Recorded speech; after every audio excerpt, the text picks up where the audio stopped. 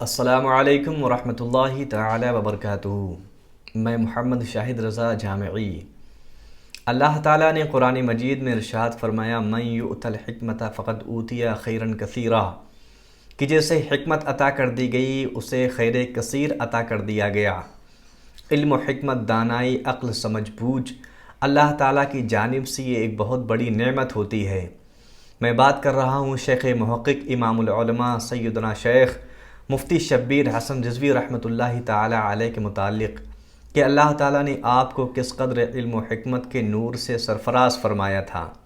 آج آپ ان کے اقوال کی روشنی میں جانیں گے کہ اللہ تعالیٰ نے آپ کو کس قدر علم عطا فرمایا۔ جو کچھ علم آپ کو دیا گیا آپ نے عوام الناس کو پہنچایا، مجھے پہنچایا، میں ان کا ایک ادنا سا طالب علم ہوں، اور جو کچھ آپ کے فرامین مجھ تک پہنچے ہیں میں بھی ان کو آپ تک پہنچاتا ہوں۔ آپ فرماتے ہیں کہ اللہ تعالیٰ اور محمد صلی اللہ تعالیٰ علیہ وسلم، فرمائے یہ دونوں اسم پاک یعنی اللہ اور محمد جب بھی ان کو لکھو تو خوبصورتی کے ساتھ لکھا کرو، کیونکہ اللہ تعالیٰ اور اللہ کے نبی کا نام خوبصورتی کے ساتھ لکھنے سے آپ کو اس کی برکتیں حاصل ہوتی ہیں۔ تو جس کے قلم میں، جس کے ہاتھ میں جتنی خوبصورتی ہے اتنی خوبصورتی کے ساتھ یہ دونوں نام لکھنا چاہیے کہ اس کی برکتیں بھی ہمیں حاصل ہوں گے انشاءاللہ۔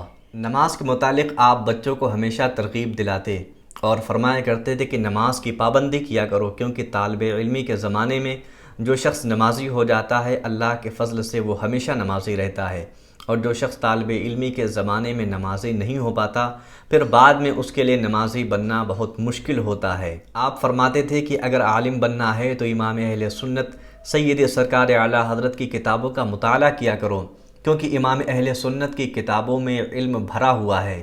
آپ طلباء کو سکھایا کرتے تھے بچوں اپنے اساتذہ کی عزت کیا کرو، کیونکہ علم تو سبھی حاصل کر لیتے ہیں مگر نور علم اسی کو ملتا ہے جو کہ اپنے بزرگوں کی اور اپنے استاذ کی عزت کرتا ہے۔ سبحان اللہ۔ اور طلباء کو وقت کی قدر و قیمت سمجھاتے ہوئے آپ ہمیشہ فرماتے تھے کہ وقت کو ضائع نہ کرو، کیونکہ وقت گزر جانے کے بعد اس کی قدر و قیمت پتہ چلتی ہے۔ اس لیے جب تک مدرسے میں رہو، جب تک تمہارے پاس وقت رہے تو علم اور مطالعے میں اپنا وقت صرف کیا کرو۔ آپ فرماتے کہ اپنے اساتذہ اور بزرگان دین کا ادب کیا کرو، کیونکہ فیض ادب کرنے سے حاصل ہوتا ہے۔ آپ فرماتے تھے کہ علم و عمل کے اعتبار سے اپنی شخصیت کو منواؤ، پھر جو تم بات کہو گے تمہاری بات لوگوں میں خود بخود مان لی جائے گی۔ آپ فرماتے تھے کہ مسلک اعلیٰ حضرت سے وابستہ رہو کہ اسی میں فلاح و بہبود اور نجات ہے۔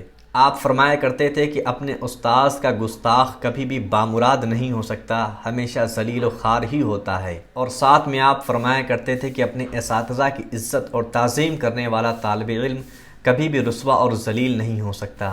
آپ فرمایا کرتے تھے کہ علم دین خدمت دین کے لیے حاصل کرو، نام و نمود اور ذریعہ معاش کے لیے علم حاصل مت کرو۔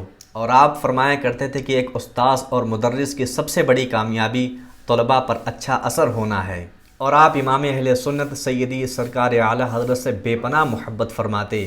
آپ فرماتے کہ جو امام اہل سنت سے محبت کرتا ہے یقیناً اس کے پاس علم ہوتا ہے، اپنی علم کی بنیاد پر وہ امام اہل سنت سے محبت کرتا ہے، اور جس کے پاس جتنا زیادہ علم ہوگا وہ امام اہل سنت سے اتنی ہی زیادہ محبت کرے گا۔ سبحان اللہ۔ اور آپ فرماتے جو شخص امام اہل سنت کی کتابوں کے نام پڑھ سکتا ہے تو حقیقت میں وہ آدھا عالم ہے۔ بیان کرتے ہوئے ارشاد فرماتے کہ امام اہل سنت کی تحقیقات اور ریسرچ پر نئی ریسرچ اور تحقیق لانے کے لیے اعلیٰ حضرت سے علم میں بڑھنا اور بڑا ہونا ضروری ہے۔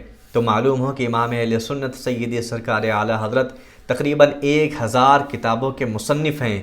سبحان اللہ۔ امام اہل سنت سے آپ بے انتہا محبت فرماتے، نہ صرف آپ امام اہل سنت سے محبت فرماتے، سیدنا سرکار غوث اعظم تمام تر اولیاء کرام کے تعظیم کرتے، عزت کرتے، اور عشق رسول ایسا تھا کہ جس کسی طالب علم کے بارے میں معلوم چل جاتا کہ فلاں شخص نعت اچھی پڑھتا ہے تو پھر درسگاہ میں اس سے نعت بھی سنا کرتے تھے اور اسے انعام و اکرام اور دعاؤں سے بھی نوازتے۔ اللہ تعالیٰ آپ کو کروٹ کروٹ جنتیں عطا فرمائے، جنت الفردوس میں اعلیٰ مقام عطا فرمائے، اور ہمیں آپ سے اکتساب فیض کی توفیق عطا فرمائے۔ استغفر اللہ ربی من کل ذنب و اتوب الیہ۔ السلام علیکم ورحمۃ اللہ تعالی وبرکاتہ۔